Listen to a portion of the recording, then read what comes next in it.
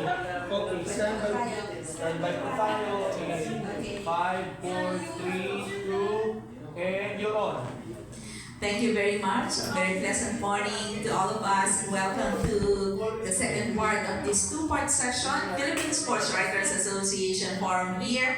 Ground floor po tayo ng PSC Building, PSC Media Room, and we're so happy to welcome another set of guests. Judy Kalinga po sa ngalan ni Francis Ochoa, pati na ni Randy Kaluwag at lahat ng mga miyembro ng ating PSA. Sa ngalan din ng ating mga supporters from San Miguel Corporation, din po ang ating Philippine Olympic Committee, Philippine Sports Commission, Milo Philippines, and Arena Plus. Okay, so today, we are welcoming a group of athletes and definitely mga world caliber athletes, the Philippine Blue Girls. Welcome once again to the PSA Forum. They just came from the World Cup and 5th place, di ba? Sa Lima, Peru. So we have our captain, ang captain natin, Charlotte Sales. Hi, Charlotte. Hello. Good morning po. Ang co-captain naman si Roy Bell Palma. Hello, Roy Bell. Welcome back. At ang ating coach, okay, one of the assistant coaches, Risa Bernardino, datihan din na Blue Girls. Hello, everyone. Yeah, welcome to the PSA Forum. Yes, captain muna, Charlotte. Gaano ka kontento ang Philippine Blue Girls with that 5th place finish sa World Cup na naganap nga sa Peru?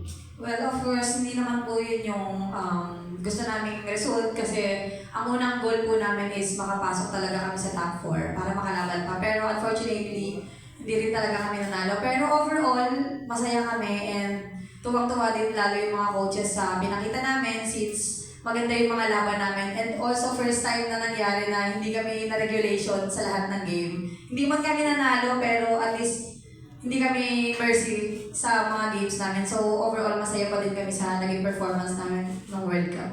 Lalo na sa Japanes. First time po na 4-0 ang score namin sa Japan kasi lagi pong regulation kami pag Japan yung kalaban. So, masaya din po kami sa naging result. And congratulations, yung batting average mo, nasa top 5 ka. Oh, Wow! thank you po.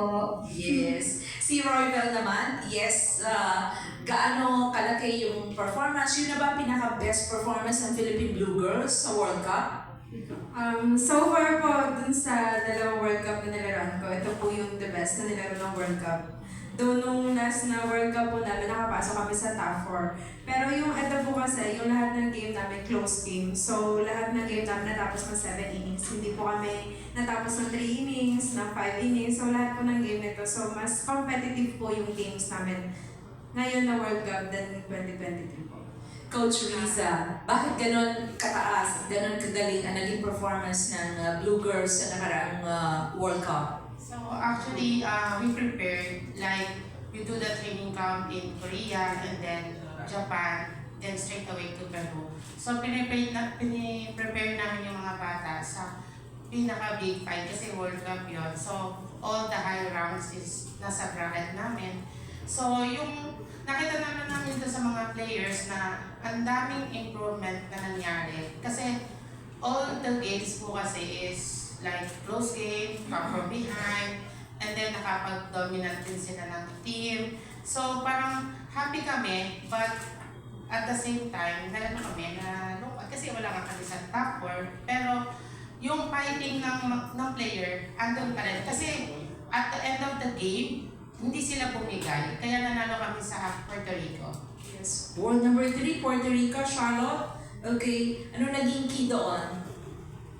Grabe po talaga yung emotion ng game na yan. Since last inning, 7 inning, bottom 7. And then kami yung last bat. 4-1 yung score. So kung makakalain mo parang imposible na yun. Pero doon kami masaya kasi grabe yung pinakitang puso ng team sa laro talaga. Kung tutuusin, parang pwede ka nang matalo eh. Kasi parang 3 outs lang, tapos na yung game. Pero talagang lumaban kami lahat. Ang maganda kasi doon is maganda na yung chemistry ng team since nag-training camp kami sa Japan and malaking bagay sa amin yan kasi talagang araw-araw kami magkasama tapos 2 weeks siya and then pumunta kami agad straight sa Peru after that. So, I think isang reason yan kung bakit naging maganda yung performance ng team, lalo-lalo na dun sa Puerto Rico na game namin. So, yun, sobrang saya kami kasi parang Hinebra nga eh, di ba? Parang lalaban ka hanggang sa huli eh.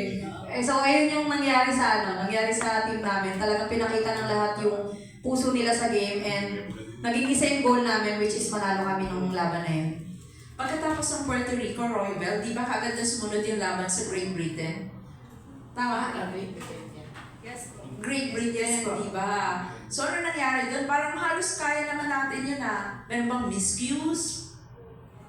Doon po sa game po, carry naman po. Yung nagkataon lang po na yung paluan po kasi hindi nagko-connect. So parang itong inning po, may tumatama, tapos biglang 3 outs. Tapos next inning, tumatama, tapos biglang 3 outs. Parang hindi nagko-connect yung paluan po nila. So parang hindi po kami nakaka-score. Yun po yung nangyari po.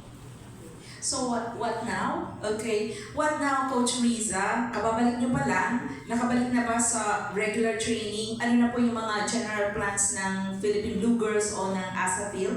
Ngayon po, nung pagkabalik po, like 3 days nagpahinga and then tuloy po sila sa conditioning. And then as of now, nagtitraining po kami ngayon sa Polo Club. Kasi, yes po, since po, nire-renovate yung Rizal, so nagano po kami sa Polo Club. And then after that po, preparation po, may training camp po ulit kami sa Japan. Kasi maganda po talaga yung, yung training camp. Like, ang dami po kasi nag-improve.